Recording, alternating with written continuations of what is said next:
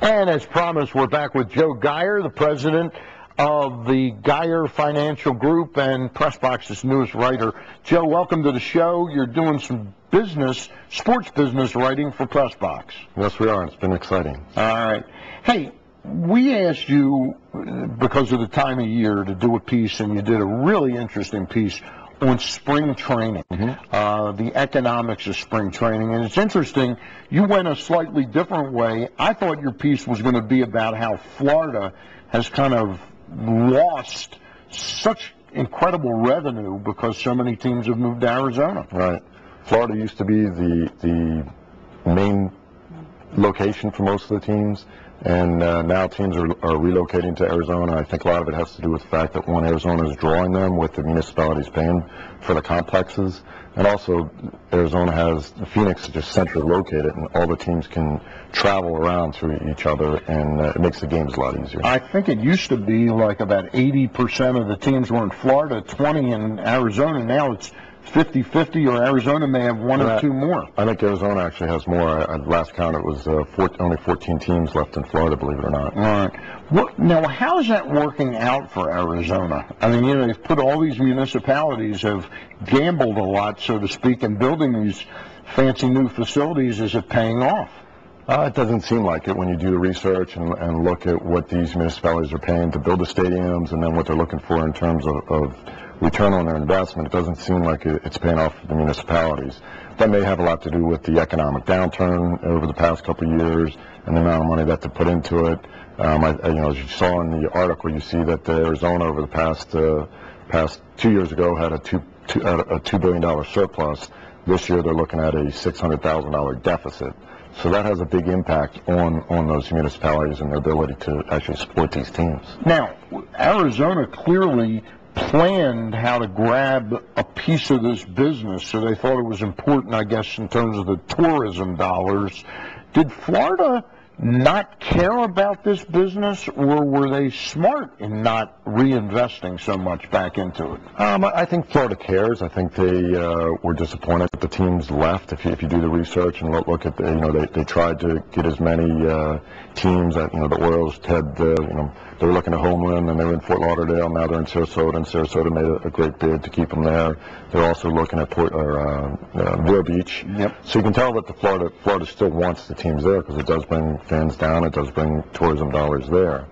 But I think the teams now look at Arizona as so centrally located, and there's so many teams around there, it actually cuts down on their costs of traveling and makes the camps more efficient. Yeah, and that's why the Orioles moved to Sarasota, because part of the reason was they were on an island by themselves in South Florida. Exactly. Hey, I did want to take a minute or so to talk a little bit about what gives you the credibility, other than being a sports fan and being local, as to why you know so much about business. Tell us a little bit about the Geier Financial Group and what we're a financial management firm.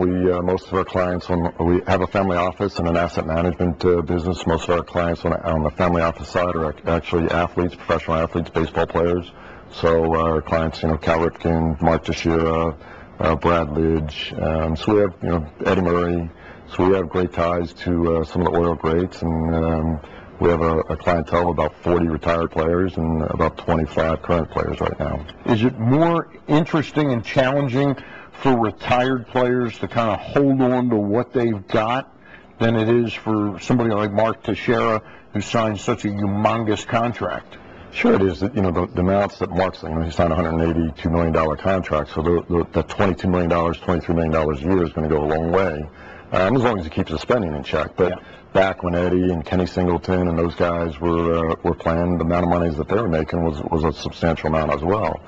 But the problem is they retired at such a young age that you have to plan for them starting at age 40 to keep those dollars safe and keep those dollars available to them for the next 40, 50 years, which is it's very challenging, and it's not something that most people are accustomed to doing. I remember when Earl Weaver first retired in '82, he said, I got plenty of money. And then I think even just 2 or 3 years away from the game and earning, he sort of said, you know what, Edward Bennett Williams is going to pay me $1 million a year or something like that. When do these players know that what they have is enough?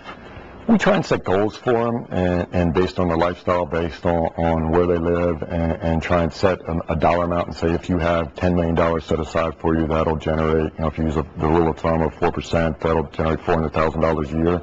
And you try and set their lifestyle up to accomplish that. One last question. Do you find that players, like guys like that you handle, Cal Ripken, Teixeira, they're so competitive in what they do as an athlete? Do you find most of them are competitive in trying to win the edge with handling their money? Sure they are, and that's what makes working with these guys very, very interesting, because they are all competitive. So that also makes them great business people when they leave baseball, because they do have that competitive edge and they want to get into the business world and they want to succeed. So Cal's a great example. He set himself up while he was playing, set up a great foundation for his business, and he's very successful right now. It's Joe Geier of the Geier Financial Group. He wrote about spring training this month in Press Box, and next month the interesting topic of taxes and ball players and how much they're like you and I. Thanks, Joe. Appreciate it. And we'll be back with more of Inside Press